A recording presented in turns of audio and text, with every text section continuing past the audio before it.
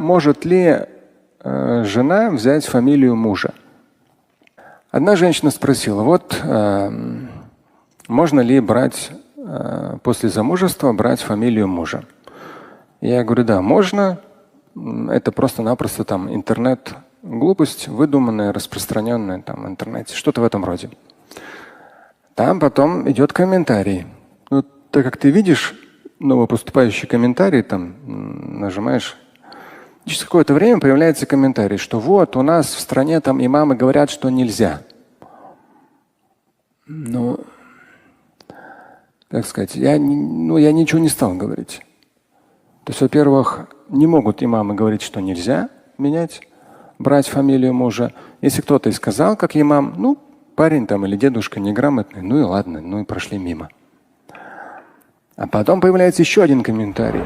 Ты лжец, туда-сюда, фамилию жены брать нельзя, ты что, люди вводишь в заблуждение? Ну вот гаденыш, а. Ну реально сопляк сопляком вообще в этих вещах не разбирается. То есть интернет дал возможность каким-то, реально полный дундук, и на меня так наезжает. Вот, такие просто баны, все, забанить. Фамилия, женщина, когда выходит замуж, может поменять фамилию, взять фамилию мужа. Канонических запретов на этот счет никаких нет. Того, чтобы брать фамилию мужа, как у нас распространено в русскоязычной среде, когда девушка выходит замуж за парня, она берет фамилию мужа. Вот положение этого поступка в исламе. Прежде всего мы должны понять, что мусульманину приказано приписывать себя к своему отцу и к своему роду. И ему запрещено приписывать себя не к своему роду и не к своему отцу. Ведь есть тексты от пророка, саллиллаху алейхи вассалям, подобно хадису Абу Бакра, в котором пророк, саллиллаху алейхи вассалям, сказал: «Тот, кто приписал себя не к своему отцу, зная его, для такого человека рай запретен». Также сообщается, что он, саллиллаху алейхи вассалям, сказал: «Не отказывайтесь от своих отцов, а тот, кто отказался от своего отца, это куфр». Этот хадис пришел в сахихе Муслима со слов Абу Хурейры. Также со слов Абу Зара, со слов Ибн Аббаса и других сообщается, что пророк, саллиллаху алейхи вассалям, сказал: «Тот, кто приписал себя не к своему роду, над таким человеком проклятие Аллаха, ангелов и всех людей. И Аллах не примет от него никаких дел». Это является великой угрозой. Поэтому не дозволено женщине, чтобы она относила себя не к своему роду. Ее род – это ее родственники.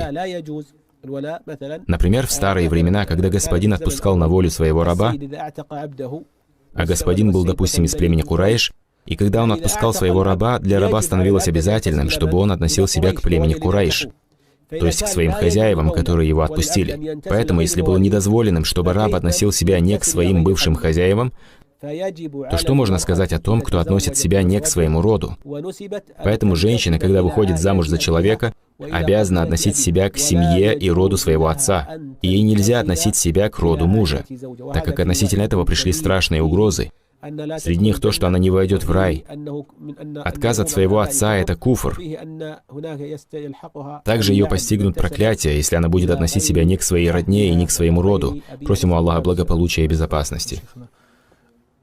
В дополнение к этому вопросу также спросим шейха, кто уже в таком положении, что, например, девушка взяла фамилию мужа.